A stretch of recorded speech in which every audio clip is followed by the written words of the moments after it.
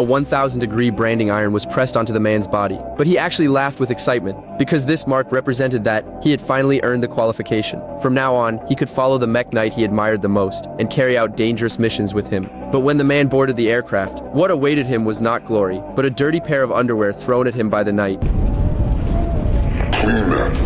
Although Matt was extremely reluctant, he still followed the knight's orders, polishing the dirty underwear until it shined and putting it back on. But what he didn't expect was that the knight not only didn't thank him, but instead shoved him away. The knight then patted the pilot on the shoulder, saying this mission was simply too boring. He decided to go down and hunt, just to relax a little. Although Matt kept warning him that this mission was extremely important, and he couldn't act on his own. But to the knight, those words were completely meaningless. He threw the luggage out of the aircraft, then grabbed Matt and jumped to the ground using the elevator.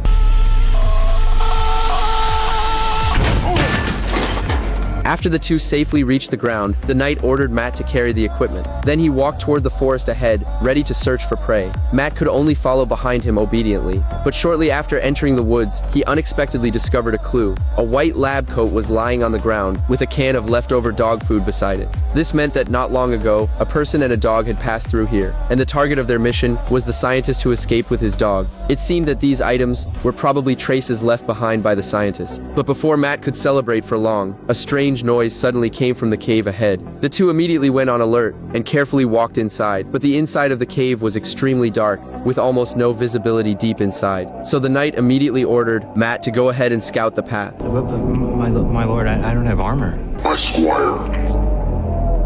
Move.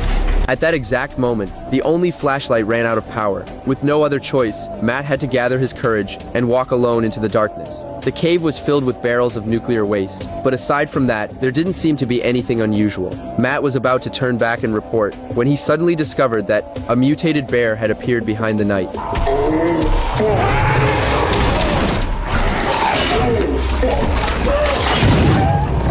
The next second, the bear charged forward, easily crushing the knight's weapon with its teeth. Then it violently attacked the knight's armor. Faced with such terrifying power, even the armored knight couldn't withstand it. He could only turn around and run out of the cave. The moment he rushed out of the cave, the knight immediately lay motionless on a rock, because in the past, playing dead was an effective way to avoid bear attacks. But the bear, mutated by nuclear radiation, had already developed higher intelligence. It wasn't fooled, and seemed to see through the knight's trick, slamming him to the ground. Then it began viciously biting the knight.